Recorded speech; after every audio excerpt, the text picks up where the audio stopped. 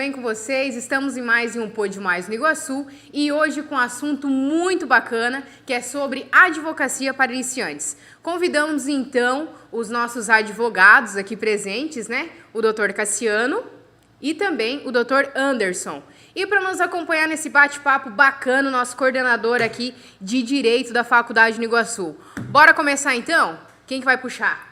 Vamos puxar já, Maia.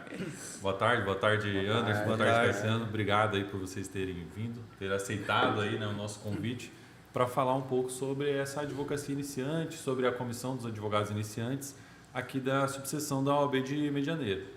Então, acho que daria para a gente começar falando um pouquinho aí da história de vocês na advocacia, como que é esse início, após vocês terem se formado, como que estão aí as coisas e atualmente como que vocês estão se enxergando. Começar com o Dr. Anderson aí. Não, perfeito, sim. Eu me formei fez 2 anos agora, né? Então, já iniciei no escritório um pouco antes de formar. Então, foi uma experiência muito bacana, muito interessante, assim, porque não tinha nenhuma experiência na graduação de escritório. Eu trabalhei em gabinete de juiz, mas não tinha trabalhado com advogado. Então, tinha uma experiência em direito administrativo, por conta de licitações, por conta de funcionários públicos, mas em escritório, no dia a dia, eu não tinha. E aí, a gente entrou no escritório, o Dr. Cassiano já estava lá no escritório à época também, e foi quando eu tive contato assim, com como é que faz um atendimento com um cliente, como é que a gente faz um peticionamento, que não existe muito, pelo menos onde eu fiz, anteriormente não tinha. Atualmente você está em qual escritório, doutor? Eu atuo hoje no Dr. Edson Costa, eu sou associado lá, chamo de Dr. Cassiano. E você começou lá como estagiário? Estagiário. Que ano você estava ali do curso? Estava já no 10º. Estava no 10º período já. Aí começou o estágio ali. E antes disso você tinha feito estágio ou não? Não, estágio em escritório não. Eu atuava já como em outras áreas, não tinha chegado a atuar direto com direito material. Ali. Trabalhava ali com licitações mesmo e assessoria. Mas não cheguei a estagiar no escritório. Foi o primeiro contato que eu tive com o tema da faculdade em si. Aí você entrou ali no 10º período, se formou e continuou no mesmo escritório. Isso. Bacana. Já continuamos ali, logo em seguida depois passei na primeira fase da OAB, já logo em seguida na segunda também de primeira, e aí continuei como associado. Você fez a OAB ali no 10º período, então? Depois já. Depois de formado? Depois de formado, porque a gente finalizou em junho, começo de julho ali, e a prova foi só em setembro, outubro, não lembro quando foi a primeira fase, mas foi por ali. E tem a possibilidade de fazer antes de formar? Sim, hoje a prova da OAB ela permite que você faça antes. Você estando no 9º período, você já consegue matricular no 9º período, você já pode fazer a prova da OAB, que é o que acontece aqui com os nossos alunos. Então, a gente vem fazendo uma preparação deles a longo prazo, né? Hoje os nossos alunos, mesmo os de primeiro período, segundo período, eles já começam a fazer os simulados da OAB, que é uma prova longa, né? Uma prova com 80 questões. Então, eles precisam se habituar a esse tipo de prova. Então, mesmo que eles estão nos primeiros períodos e ainda não estudaram toda a matéria, obviamente, né, vão ver ao longo dos 5 anos, eles já começam a se adaptar com o estilo da prova. Uma prova bem longa, envolvendo praticamente todas as matérias aí do direito. Agora, inclusive, a gente teve uma inclusão, né, do direito eleitoral e do direito previdenciário nessa prova, então aumentou o número de disciplinas. São 80 questões, então eles vão se adaptando. A gente tem agora a nossa turma mais antiga, ela fez a prova da OAB pela primeira vez e teve uma aprovação aí de 85%, que é um índice muito alto para quem vai para a segunda fase. Essa mesma prova, a gente teve uma aprovação de 85% e a média nacional de aprovação foi de 23,8%. Então, os índices que a gente tem obtido, que a gente obteve, né, pela primeira vez aí, eles são muito altos comparado à média nacional. Isso porque a gente vem fazendo um trabalho específico para esse tipo de prova. Então, a gente tem os simulados da OAB, a gente tem uma preparação durante as aulas mesmo, as aulas do dia a dia, e a gente tem hoje no núcleo de práticas jurídicas um núcleo de práticas um pouco diferente do que a maioria das universidades tem.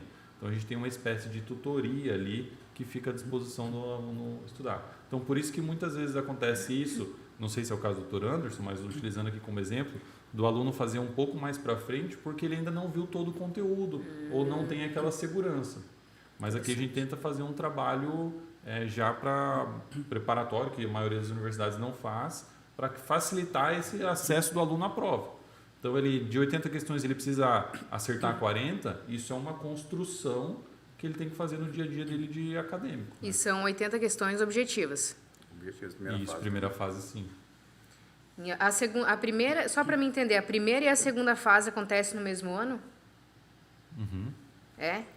Assim, ó, a primeira fase você faz e depois cerca de 1 mês e meio você faz a segunda fase. E aí, eu até vou perguntar aqui para eles, a primeira fase, então, uma prova objetiva com 80 questões, você precisa fazer 40 ou mais para passar para a segunda fase. E a segunda fase é uma peça processual da disciplina que você escolheu, mais 4 questões. Então, por exemplo, se eu escolher direito penal, eu vou fazer uma peça de direito penal e responder 4 questões dissertativas daquela matéria. Entendi. Se eu escolher direito constitucional, sobre direito constitucional. Quais que vocês fizeram, Anderson e Cassiano? Vou começar pelo doutor Cassiano. Eu fiz em Direito Penal. Direito penal você fez. Faz tempo que você fez já? Faz 1 ano e meio que eu fiz a minha prova da ordem, aproximadamente.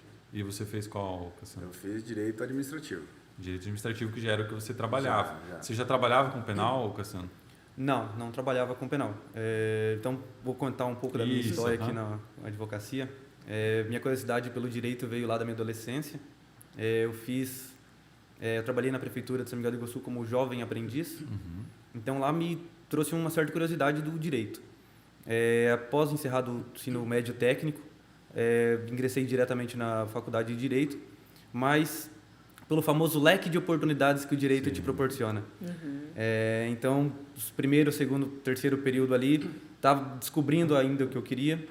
Chegou no 4º período, eu descobri que eu queria carreiras policiais, que eu não queria advogar. E assim foi até o meu sétimo período, mais ou menos. Eu entrei no escritório do Dr. Edson Costa como estagiário, faz uns 5 anos atrás isso. E na rotina do dia a dia, atendimento ao cliente, cumprimento de prazo, processos, isso foi me despertando uma vontade de advogar. Aquela sensação de dever cumprido quando vem uma sentença de procedência, isso tudo te instiga Isso a querer advogar, né? Muito comum, né? Porque a gente vê hoje, se fala muito em concurso, até de uns anos para cá, porque o concurso tem as facilidades da estabilidade, é muito difícil para você entrar no concurso público, né? Mas te dá algumas garantias, estabilidade, o salário certo.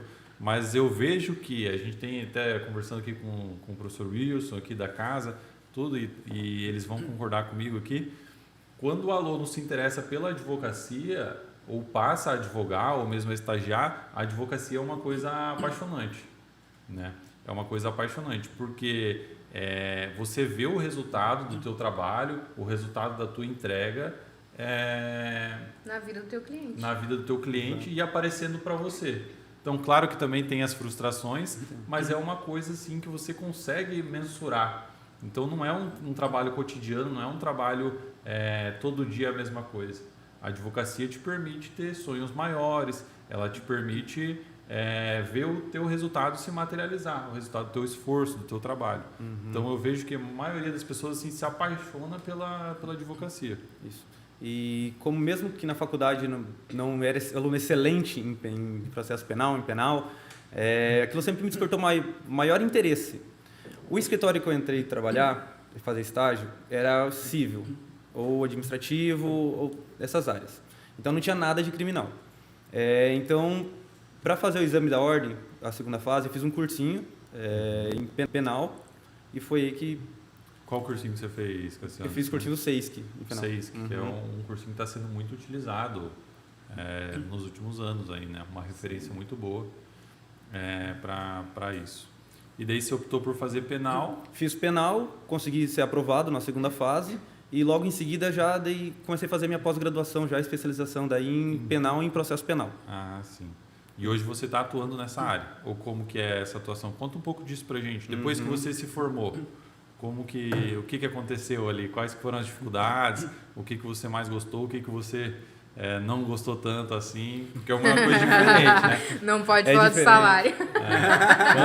Quando a gente é estagiário, é uma visão que a Não gente gostou tem. tanto assim? Então, o salário eu não achei bacana. É mais a responsabilidade, depois de formado, que você tem. A partir do momento que o cliente assina uma procuração para você, aquilo é seu foco, você tem que fazer de tudo para conseguir beneficiar o seu cliente o máximo possível ali.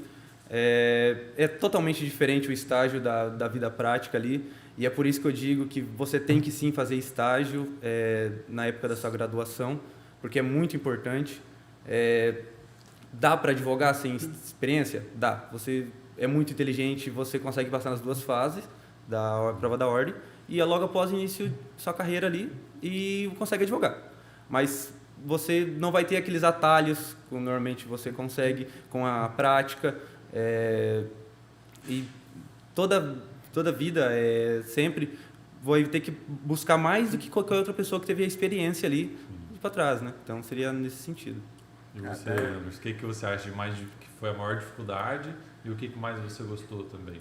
A minha maior dificuldade no começo foi a questão monetária, assim, eu saí de um patamar diferente, então eu saí de uma outra área, digamos assim, quando eu comecei a estagiar ali, estava em outra vertente, estava fazendo assessoria, consultoria em licitações, eu tinha um recebimento maior. Aí eu saí para um estágio e falei, não, preciso atuar agora como advogado, então precisava dessa experiência. Minha esposa já tinha essa experiência, ela já trabalhou em gabinete, ela já trabalhou com outras situações, e eu falei, vamos dar um passo atrás, até porque eu sou mais velho, né? Quando eu terminei a faculdade eu já estava com 35, então já era um outro ritmo, assim, já tinha uma vida profissional já um pouco consolidada. E aí eu falei, não, eu quero ser advogado, então eu preciso dessa experiência. E aí que começou, a primeira dificuldade foi assim, eu estava acostumado a ser eu, meu próprio dono, meu próprio empregador, então me reportar a alguém no começo é difícil, isso é uma coisa assim que não é todo mundo que sai de uma questão de estar em liderança e virar um liderado, é difícil, é uma questão que a gente trabalha muito, mas assim, onde a gente está hoje, onde eu estou hoje, é muito tranquilo, assim, é uma isonomia muito, muito clara, a gente consegue dialogar, não tem aquela coisa, faz porque eu estou mandando, não, somos advogados, todos respeitados na mesma hierarquia, não tem um melhor que o outro, a gente dialoga, conversa, mas a dificuldade no começo maior ainda foi peticionar, porque assim, fazer a peça a gente na ordem a gente faz, a gente vê modelo na internet, a gente vê modelo de outros colegas, a gente acessa ProJude, PJE, então sempre tem alguém que fez algo semelhante. Mas peticionar e aquele primeiro medinho assim, estou peticionando no lugar certo, será que é competência certa? E aí o segundo medo, audiência. Primeira audiência de todo mundo, certamente não é perfeita, por mais que exista uma prática, um treino, sempre vai ter aquele medo, aquele frio na barriga. E por mais que diminua, hoje a gente já faz audiência quase todo dia, mas ainda dá aquele medo assim, o que será que vai acontecer, o que o juiz vai fazer, qual que é a expectativa da outra parte. A audiência ela tem um lado estratégico, né? Então a gente tem, aquele medo é sempre constante, é controlado hoje, mas a primeira vez assim, eu tremia as pernas o dia inteiro antes de fazer a audiência, foi o maior problema assim. Deu tudo certo no final, mas a gente teve alguns contratempos ali, sempre tem. E Anderson, deixa eu te fazer uma pergunta, puxando aqui o gancho do Cassiano. O Cassiano, ele se identificou com o direito, porque ele trabalhou na prefeitura, então ele foi tendo essa afinidade, né? Aí você estava explicando que você já começou a graduação com 35, você se formou com 35, isso? Então você já tinha uma vida profissional antes da advocacia, você não era um aluno de ensino médio que saiu da faculdade. Por que você escolheu direito? O que você fazia antes? O que te despertou a curiosidade em falar, não, eu vou fazer direito e é isso que eu quero? Então, eu vou pegar um gancho da adolescência. Assim. Eu terminei o ensino médio, eu tinha 17 anos. Isso foi lá em São Paulo há muito tempo atrás. E aí, qual foi a minha primeira opção de curso? Eu era o cara das exatas. Eu sempre fui ligado à informática e exatas. Aí, minha opção de curso, eu passei na USP para fazer engenharia aeronáutica. Caraca! Aí eu falei, eu vou cursar engenharia aeronáutica. Aí meu pai virou para mim, meu pai foi militar no Rio Grande do Sul como bombeiro. Ele falou, você vai ficar preso porque tu é uma pessoa assim muito... Gosta de falar muito, rebelde. Não é exatamente rebelde, assim. Rebelde foi um pouco ligeiro, assim. Ele falou assim, você é folgado, você vai ficar lá preso, assim. Eu falei, ele tem razão. Eu falei, e há outro motivo. Você está fazendo engenharia aeronáutica, é muito mais fácil você ser chamado para cumprir as Forças Armadas. Eu tinha um medo danado de cumprir esse serviço obrigatório. Eu falei, cara, ele tem razão. Aí eu fiz um outro processo seletivo, um vestibular lá na PUC e no Instituto de São Caetano, se não me engano. Aí eu passei nos dois e falei, não, vou fazer São Caetano Direito. E aí começou a ideia de falar, gostei, eu fiz o primeiro ano, na época a grade era anual, fiz o primeiro ano, gostei muito, foi ali que eu tive contato com licitação. Mas na época, isso aí é 2003, o valor da mensalidade do curso de Direito não era acessível. A gente pagava quase 4 salários mínimos, então não dava com o tipo de renda que a gente tinha naquele momento. Então, fiz um ano, parei, aí aproveitei o contato que eu tive com o direito administrativo e comecei a atuar mais em licitações. E isso passou ali até 2010, 2015, aí eu cheguei aqui no Paraná em 2011, aí eu comecei a ter mais contato com o lado administrativo mesmo, licitações. Eu fui presidente de comissão de licitação aqui em São Miguel, diretor. Aí eu comecei a ter mais contato. Aí me surgiu a ideia, pô, tô na prefeitura, estava fazendo curso de gestão pública à época. Por que não aproveitar e fazer direito? Porque é algo que vai me somar. E aí a minha ideia no começo não era ser advogado. Acho que é muito comum, inclusive. Mas a minha ideia de carreira no início era a carreira diplomática. Eu queria sair e fazer o cargo de burocrata mesmo, burocrata internacional. Aí eu achei aquilo muito chato. Assim, comecei a ver a área, aí fiz alguns concursos também, passei bem próximo, mas falei, cara, não é isso que eu queria. Aí comecei a atuar, isso eu estava no primeiro ano da faculdade, aí eu falei, comecei a ter aquele contato com peças, comecei a ter contato com o dia a dia do advogado, assim, via muito, assim, trabalhei um pouquinho no gabinete, vi peças de advogados, falei, cara, os caras estão ganhando também. Aí eu comecei a comparar o salário de advogados famosos, falei, cara, não tem. Não tem, assim, não tem ninguém. Eu pensei assim, ó, como se fosse pensar na carreira diplomática, o teto da carreira é o teto do salário presidente, não vai passar disso. Aí, pô, eu vejo advogado ganhando 1 milhão por uma causa, 2, 3 milhões, então, eu posso. Então, começou aí. Aí, quando eu tive contato, de fato, no dia a dia do escritório, aí sim. Eu falei, não, eu me achei na profissão, me larguei. Aí, começou a ficar mais tranquilo, assim, a questão de carreira. Então, a advocacia, assim, para mim, bateu no final do curso, praticamente. Ser advogado. Mas eu já tinha ideia do que utilizar o conhecimento jurídico. Que, independente de qualquer coisa, o conhecimento jurídico que a gente adquire na faculdade é muito importante. Muito importante. Que show.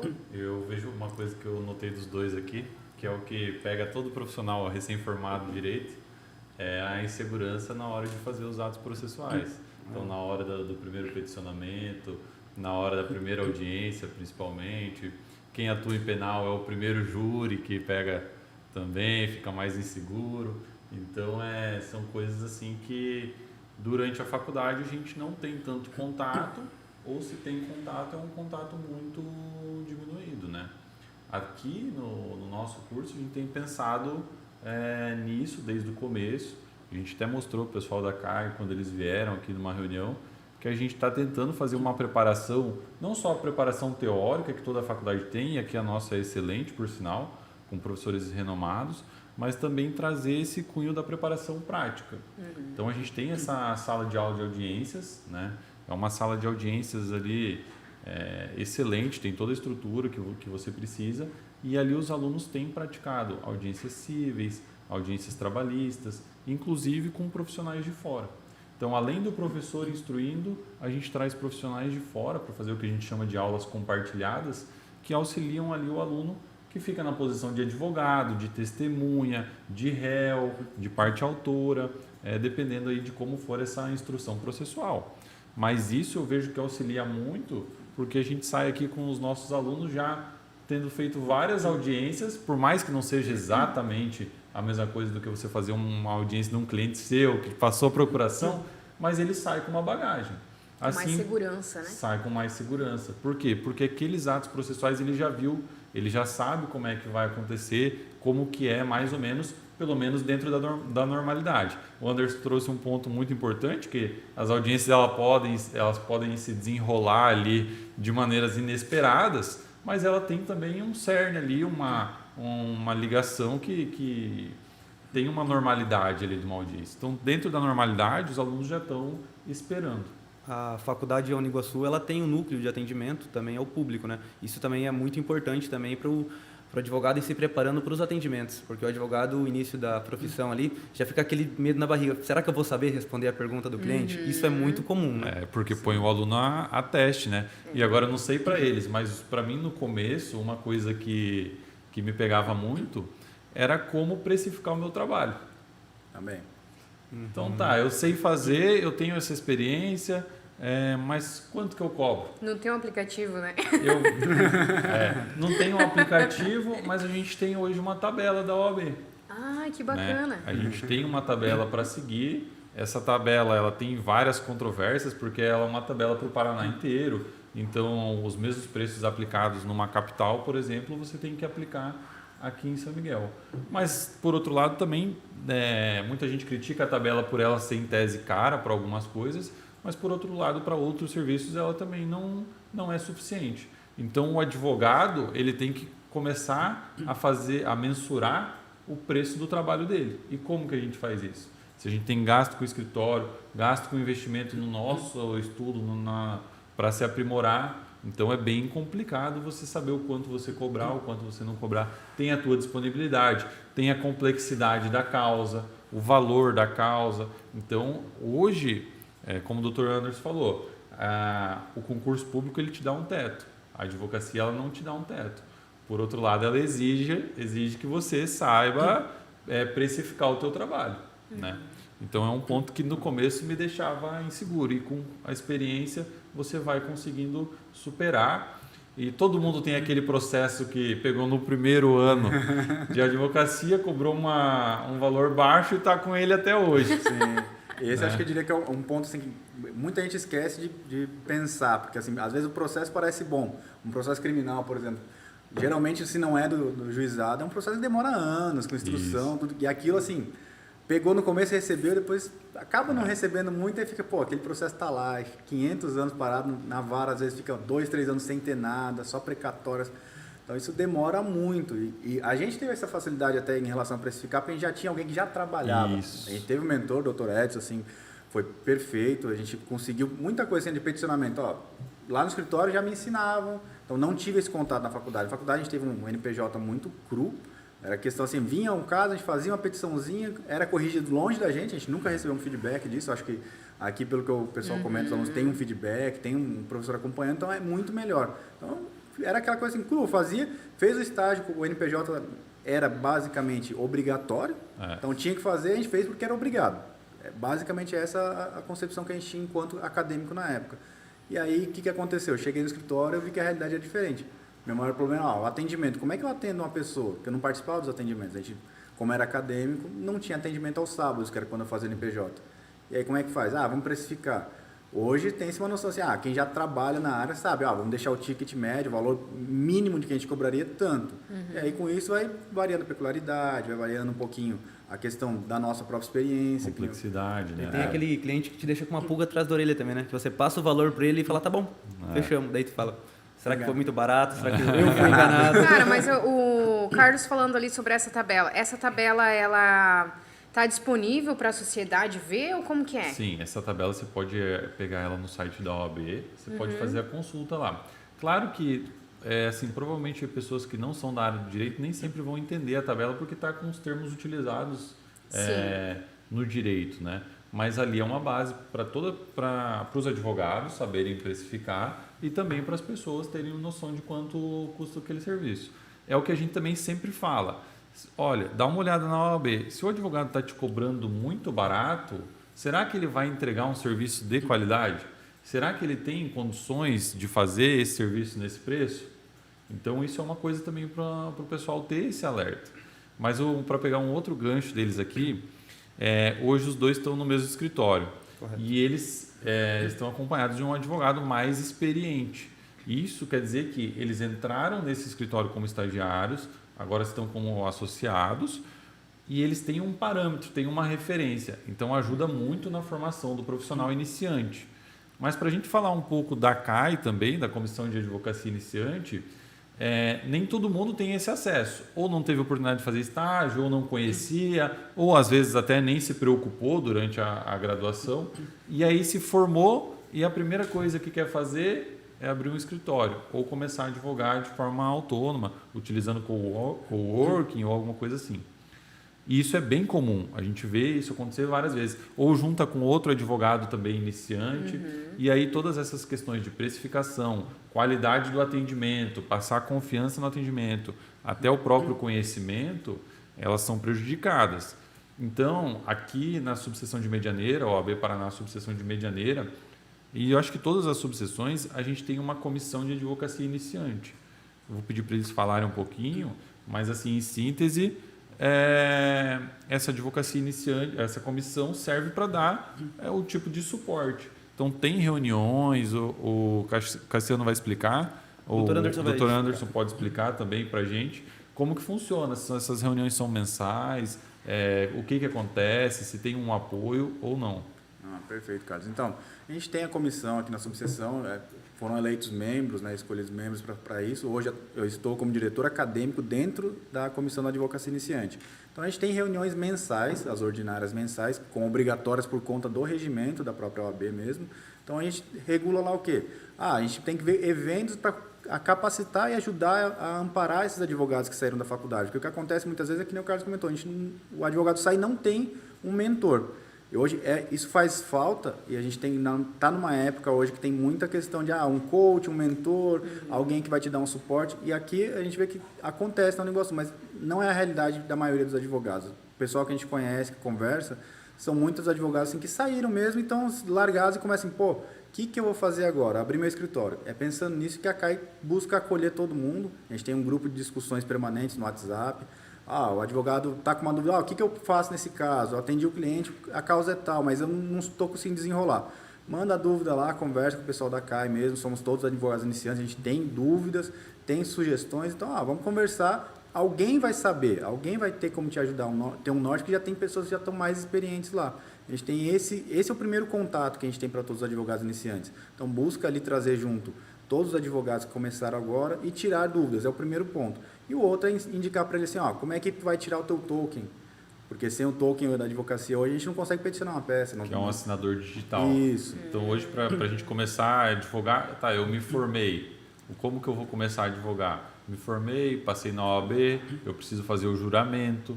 Com esse juramento eu vou ganhar lá a carteira da OAB, eu vou pegar um assinador digital. Esse assinador digital serve para eu assinar as petições, porque hoje os processos são basicamente todos, talvez algum estado não, mas a 90% é processo digital, então eu preciso fazer as assinaturas. Isso tudo, para a gente já é uma matéria conhecida, mas para o cara que acabou de se formar, para a pessoa que acabou de se formar, ele precisa ter esse norte. Né? Como fazer. Então, tem lugar que vende o token mais caro, tem lugar que vende o token mais barato, às vezes a OAB subsidia, então por aí vai. E a Comissão de Advocacia Iniciante serve para começar a caminhar junto ali, porque são todos advogados formados até 5 anos, né, Anderson? Então, eles estão todos ali num movimento parecido. Isso auxilia demais, principalmente aqueles que não têm acesso a um advogado mais antigo, um advogado com mais experiência, né? Isso, e até a questão assim, antes até do peticionamento, como a maioria não sabe que tem que se cadastrar nos portais, ProJude, EPROC, PJI, como que faz esse cadastro? Ou, por exemplo, que nem na questão de dativos, né, que o advogado iniciante começa, ele vai sempre, primeira fonte de renda dele vai ser os dativos que passa pelo Estado. Então, como é que ele vai fazer isso? Onde que eu me cadastro? Quando que eu me cadastro? O que eu preciso fazer? A CAI dá esse direcionamento. A gente tem um projeto também muito legal, que o Dr. Cassiano vai poder comentar ali, que é o projeto Sexto Ano, que é justamente acolhendo quem acabou de sair.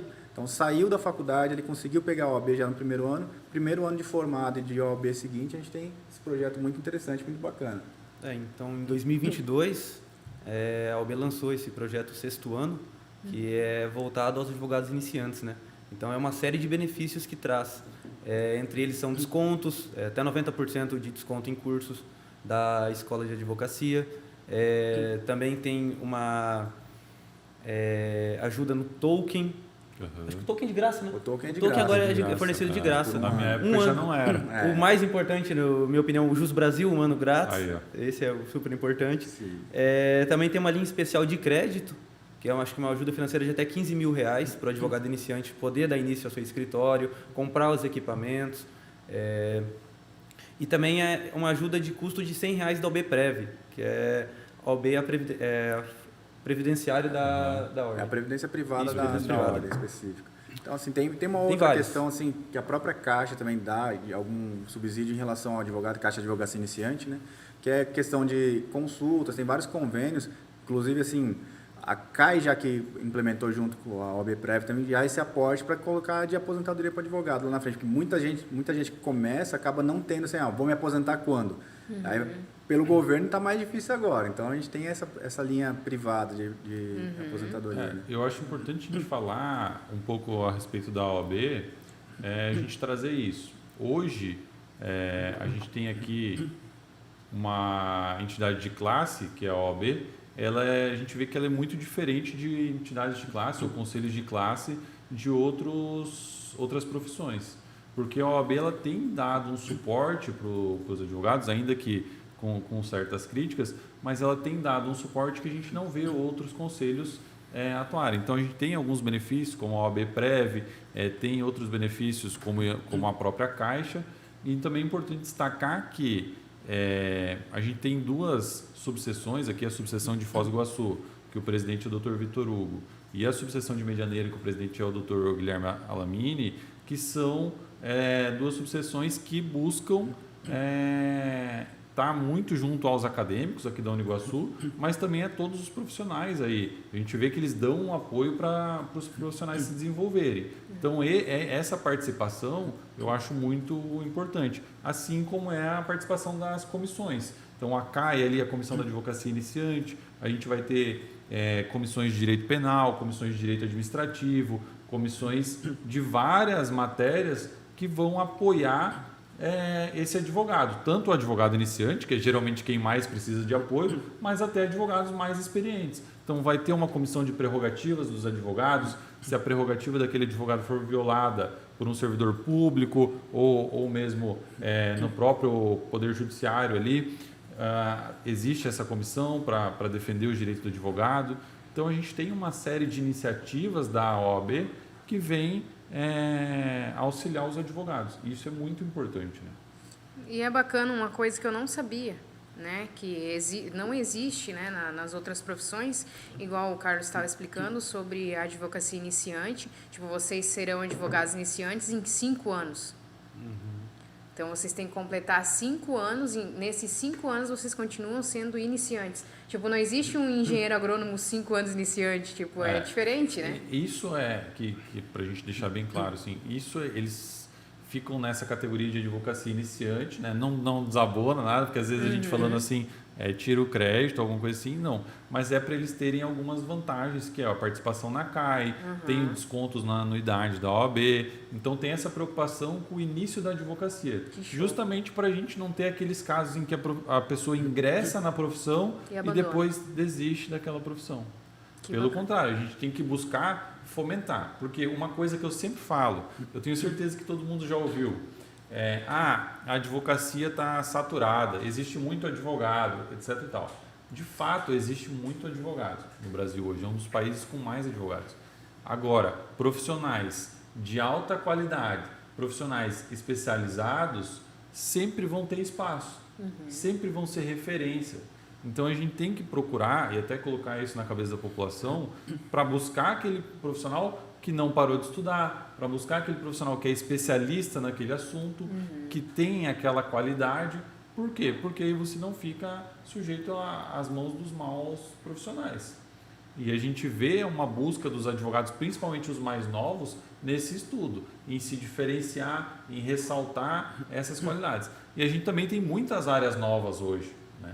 Muitas áreas novas. Então, o próprio direito previdenciário que entrou na OAB agora não é novo, mas a gente vê poucos profissionais especialistas com alta qualidade. E a gente vai entrar vamos falar um pouco de tecnologia, você vai ver que tem advogados especialistas nisso, agora a Lei Geral de Proteção de Dados e por aí vai. Então tem matérias que é difícil você encontrar profissional. Um bom advogado tributarista hoje é difícil você encontrar. Advogados para direito ambiental e por aí vai. Então cada vez mais, e até eu vou pedir para o Cassiano falar um pouquinho aqui da atuação dele, a gente vê que é comum o advogado entrar como generalista, que a gente fala, mas aos poucos ele vai procurando essa especialização, né, Cassiano? Exatamente. É muito comum o advogado iniciante ele se aventurar no início de carreira em todas as áreas, até se definir, até se entender, se encontrar, exatamente, se encontrar na área que mais gosta do direito, né? Com isso, então,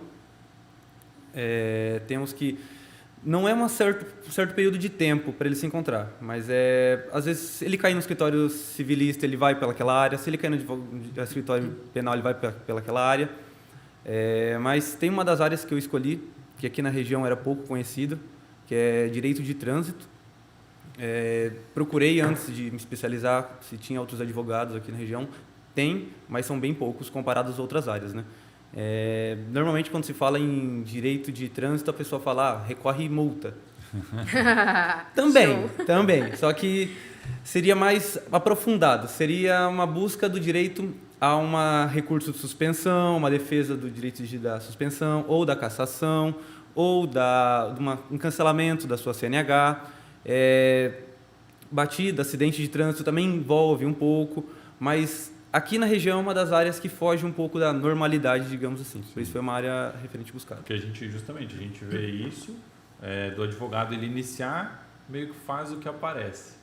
Todas as áreas. E não vejo nenhum problema nisso, até para primeiro ele se adequar, ver qual é a área primeiro que ele contato, se né? identifica, e também porque isso traz uma experiência, traz uma bagagem para o advogado que é importante. E é claro, depois ele vai se especializando e vai fazendo aquilo que ele vê um retorno financeiro maior e que ele também gosta mais, que ele se identifica mais. Então a gente tem várias áreas. O Anderson está aí, por exemplo, no direito administrativo, né? Isso. Até assim, o direito administrativo hoje eu atuo mais em licitações, contratos administrativos e defesa de servidores públicos, tanto na esfera administrativa, né, no próprio órgão público, quanto no judicial. Então, isso eu trouxe da minha bagagem histórica mesmo. Eu já trabalhava com isso e foi muito mais fácil, mas como a gente atua geralmente no generalista no começo, que o doutor Cassiano falou, algumas áreas não me identifiquei com elas. Então, eu diria assim, foi por exclusão. Falei, você não. Previdenciário foi uma delas. Eu não consigo ter aquela afinidade com esse tema. Outras áreas, por exemplo, direito de família, também não consigo ter essa afinidade. Então, a gente vai pegando, assim, mesmo que a gente não ache no começo o que a gente quer, a gente acha pelo menos o que não quer. Assim, eu não consigo atuar em determinada área, passo para um colega, ou um outro escritório, um outro parceiro. Isso é muito importante, assim.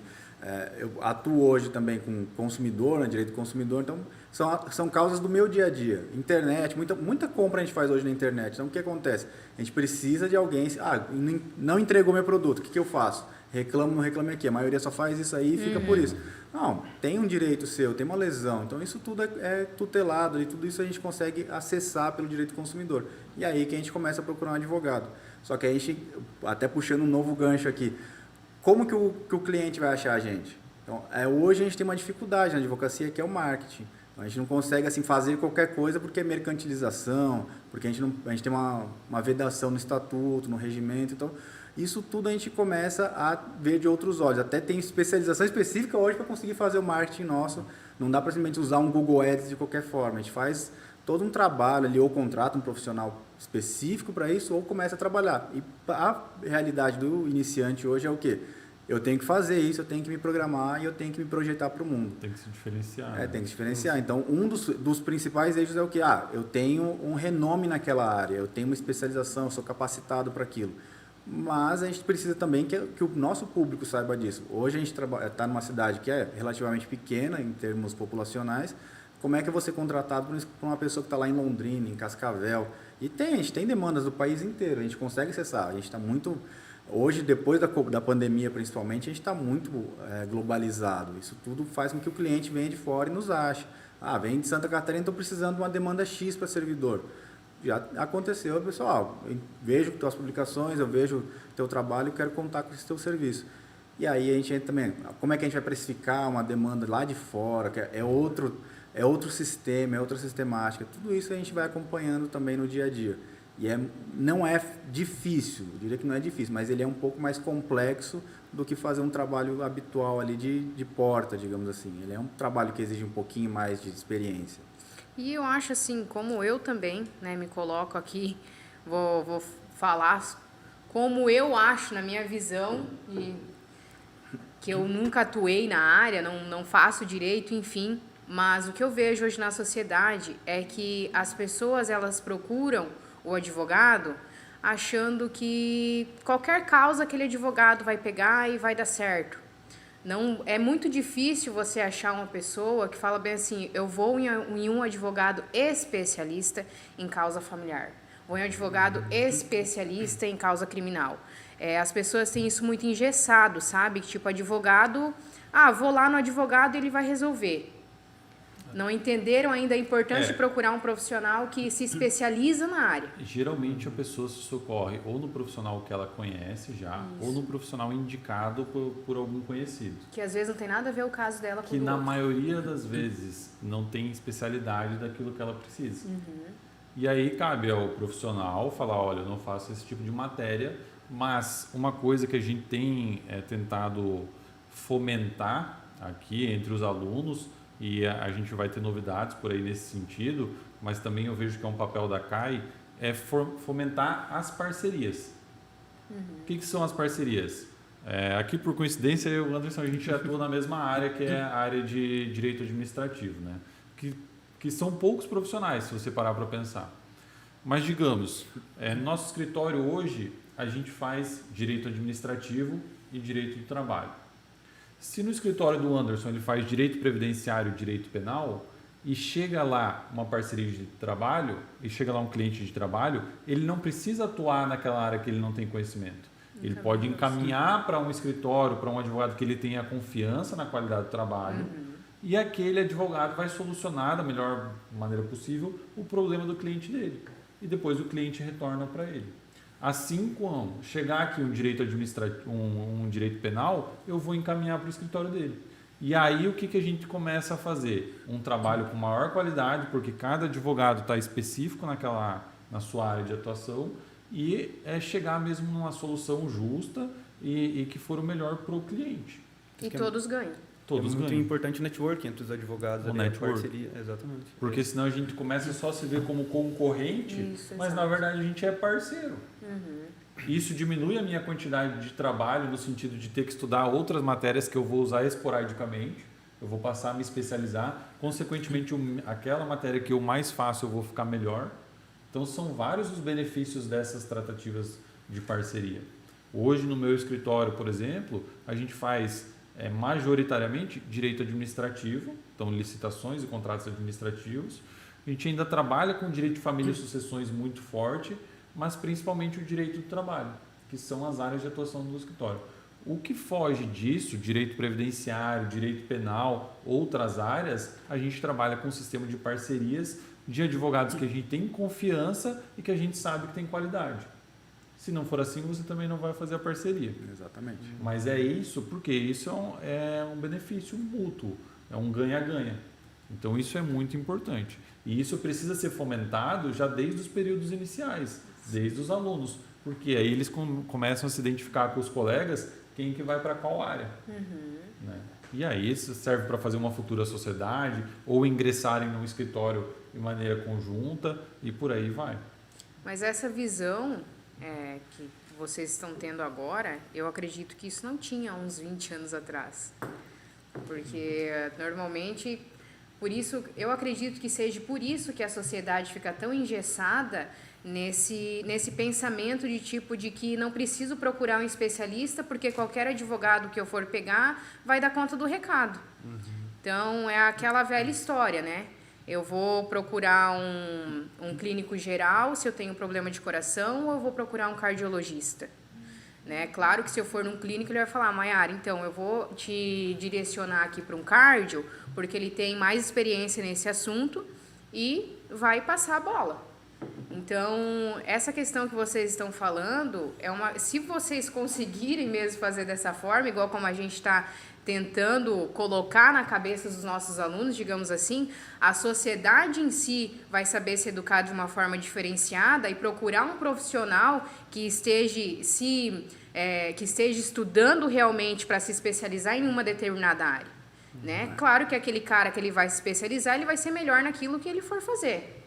Né? A especialização, ela acontece não só na área de direito, mas em tudo que se você for fazer hoje, se você se especializar, você não vai ser bom em tudo. Então, você tem que procurar algo que você se identifica melhor, né? Exato. Quanto mais o advogado for nichado, quanto mais ele for focado em uma única área, melhor será a expertise dele, maior conhecimento e, em tese, também maior a chance dele ser aproveitado por um cliente também. Porque não adianta, é a mesma analogia do médico. O médico ele não tem esse ego de falar assim, eu sou clínico geral, posso fazer tudo e vou resolver tudo. Não, ele dá um primeiro atendimento e direciona, justamente assim. E hoje, na advocacia, a gente está mudando, nos últimos anos tem mudado isso, mas a gente falou, é uma carga histórica muito grande do quê?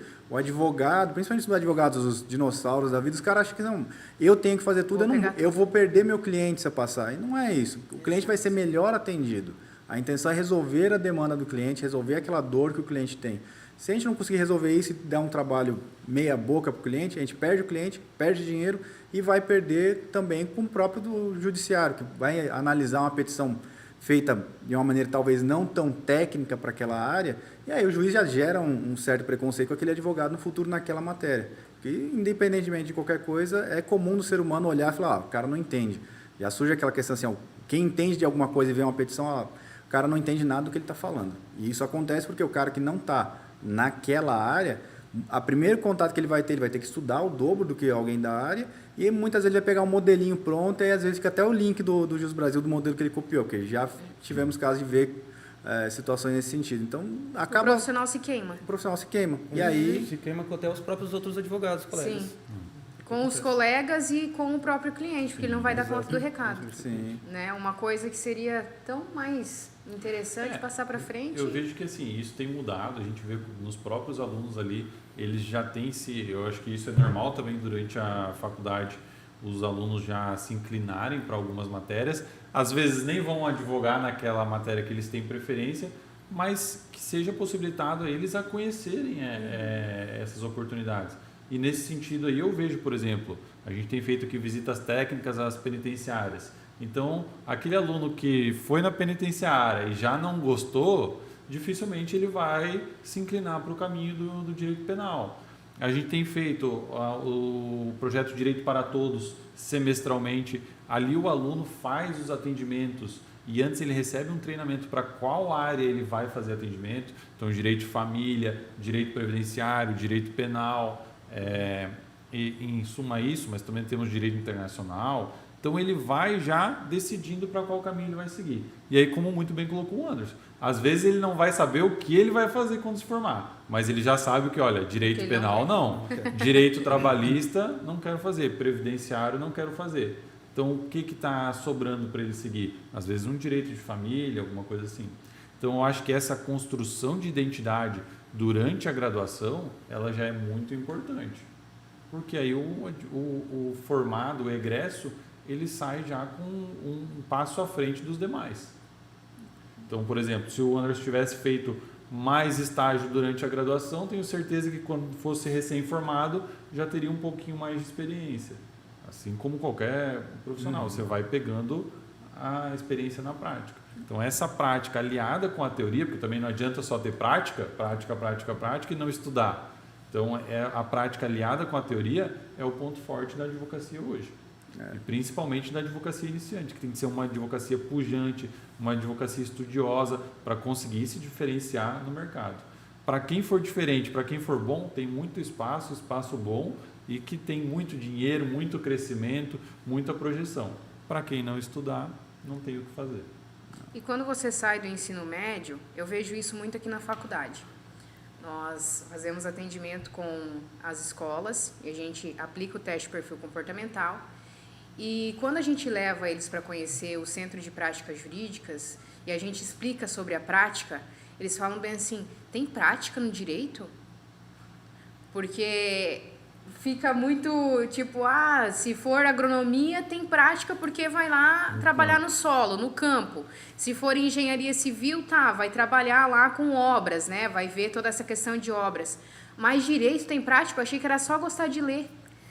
Esse é um estigma que a gente carrega como estudante de direito também, porque a gente acha, a sociedade acha que o advogado, o estudante de direito é só leitura. Só leitura. E apesar de a gente ter que ler bastante, não é só leitura, a gente tem toda uma questão assim, é um estudo de caso, uma questão estratégica, às vezes pensar assim, como que o colega vai pensar numa outra questão, como que o promotor vai se comportar. Tem que pensar para frente já. Tem que pensar para frente, então é uma questão estratégica. É assim, a gente tem até livros de doutrinadores famosos em relação ao direito penal, pensando assim, teoria dos jogos aplicada. Como é que a gente vai prever um movimento do adversário, que entre promotor e advogado não deixa de ser adversários ali para a mesma causa. Então, a gente tem todo um estudo para isso. Então, é uma parte prática muito importante. E o que a galera se esquece muito aí é a questão de como que a gente vai produzir um conteúdo, como é que a gente vai fazer uma peça jurídica. E aí que entra o primeiro contato com a prática, a gente tem muito isso na faculdade também, as matérias práticas em si, ensinando como é que faz. E aqui eu acho muito legal o trabalho que o negócio está fazendo em simular as audiências, acho que isso falta muito mesmo. Como é que a gente vai produzir uma prova? Eu tive contato na faculdade com provas, em geral, prova aí nesse caso, assim, como é que a gente vai provar o direito do nosso cliente, em teoria geral do processo. não se falou em mais nenhum momento, nem processo civil. Processo civil a gente pegou, vocês já viram prova lá em TGP, então pula. Só lê o CPC que está ali. Você ouviu alguma testemunha durante a faculdade? Nunca. Assim, até um caso curioso, na primeira audiência que eu fiz, a juíza perguntou para mim assim, doutor, algum requerimento? E eu tinha 2 testemunhas para ouvir. Ela falou, não, sem requerimentos. Assim, aí eu, meu Deus, não, pera, volta, preciso ouvir testemunha, excelência. Aí é aquela coisa assim, já tinha visto várias audiências, mas o nervosismo de estar ali... Nunca estava naquele lugar, Nunca estava naquele lugar. Assim, a gente está assistindo, não é comigo. Então fica mais tranquilo. Não tem a responsabilidade. Não tem responsabilidade, assim, só que por sorte assim, era algo muito simples, era bem tranquilo. Mas acontece, então isso é na prática, não tem como a gente dizer assim, vou estudar por um livro e vou aprender o que está escrito ali, não dá. Você tem que saber a parte do livro, Sim. mas você tem que estar ali, né, sob aquela pressão, sob aquela responsabilidade para conseguir aplicar, né? Mas o nervosismo e o medo bem aplicado é bom para a audiência ali, porque você consegue levar ela de uma maneira, tipo assim, certa. Não é assim, com responsabilidade. Com responsabilidade, exatamente. Você tem medo do que pode acontecer se algo der errado ali. Deve-se na tua preparação para a audiência, você consegue antever situações que podem ocorrer. E isso eu acho interessante demais a parte ali da audiência simulada. Então, o aluno, ele se prepara em casa. Ele já vai naquela expectativa do que o colega vai fazer, o que o colega vai falar. Na barriga já, né? Porque a gente tem fomentado isso, então isso depende de um rito processual, mas a gente tem fomentado desde os primeiros períodos. No primeiro período, ele não vai fazer uma audiência, mas ele vai fazer um debate. Ele já vai pensar, olha, o que será que meu colega vai falar? Num caso de acidente de trânsito, ele já vai trazer aqueles argumentos para o debate.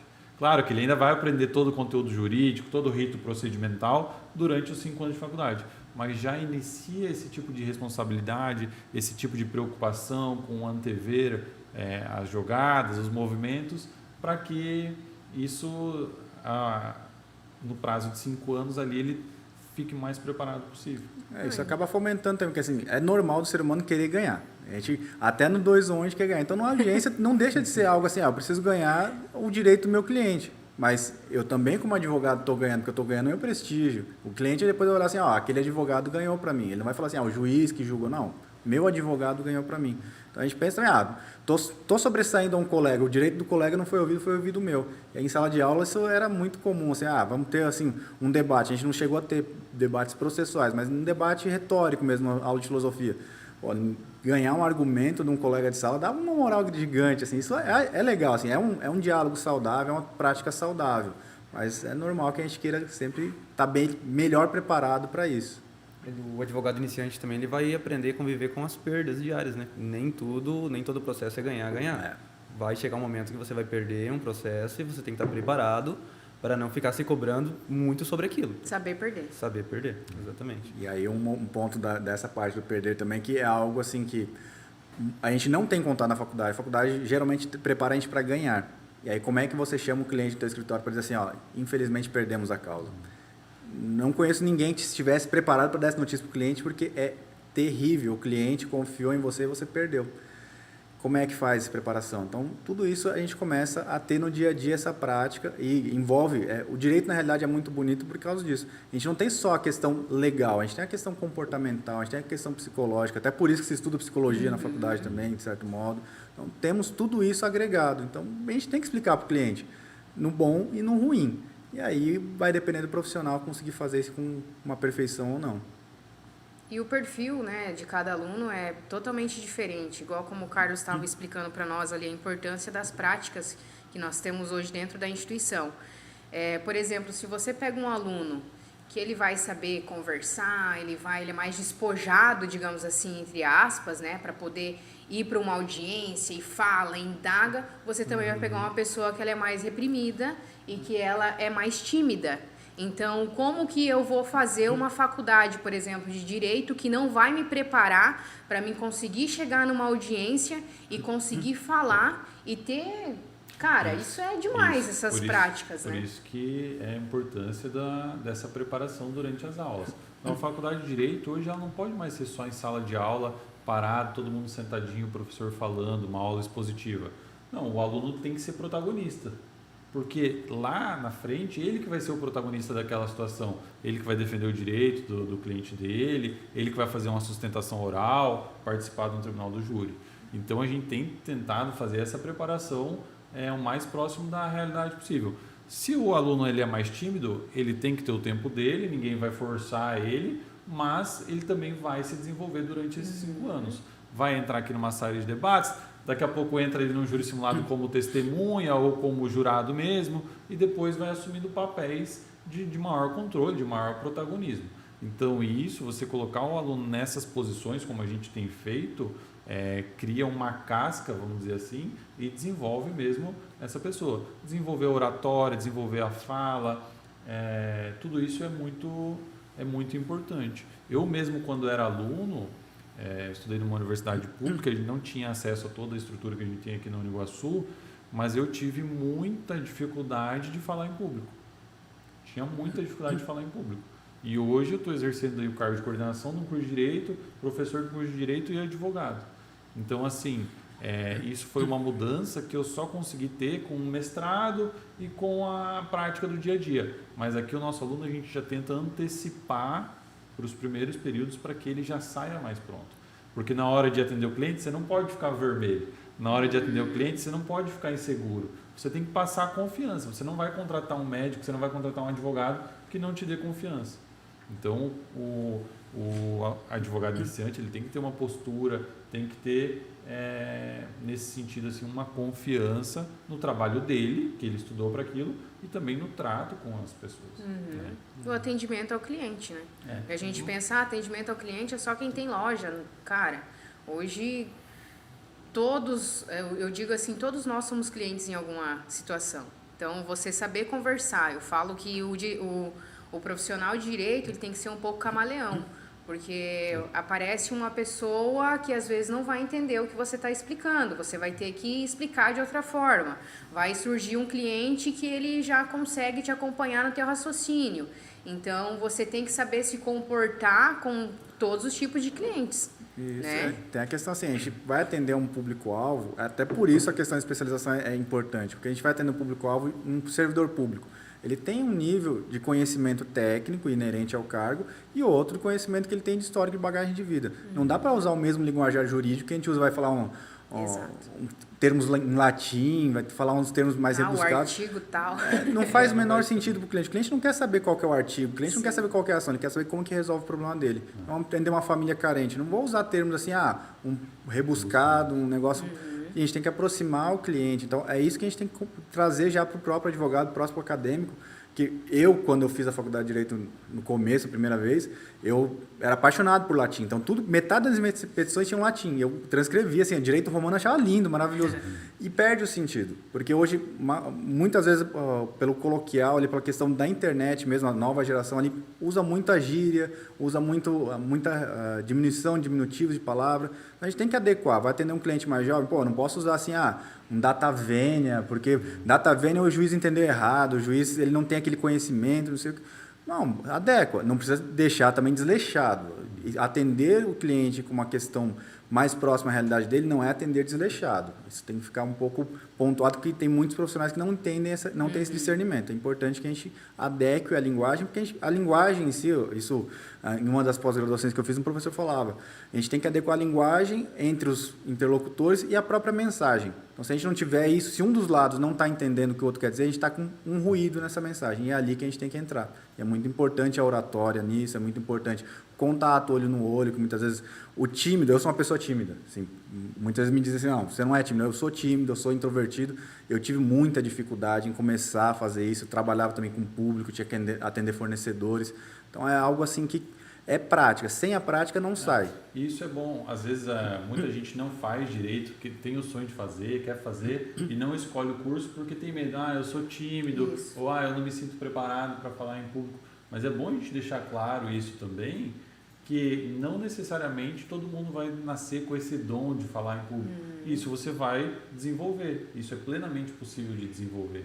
Então você aprende a fazer isso, você aprende a falar melhor, a ser mais claro, a ter esse tipo de atitude, você aprende. Se aprender durante a faculdade, melhor. Exato. Senão você vai sofrer um pouco mais. Então o ideal é focar nessa preparação prática também, né? Pessoal, então é isso. Eu quero agradecer a presença de vocês aqui. Se vocês curtiram o conteúdo, compartilha com teu amigo que também quer fazer direito ou que faz direito, tá? Deixa o nosso like aí e nos siga nas redes sociais. Já quero agradecer os nossos participantes aqui. E já fica aberto aqui, né, um novo podcast que eu quero conversar sobre outras partes do direito que achei muito interessante. E é isso. Nos acompanhe nas redes sociais e fique ligado que sempre tem novidade por aqui.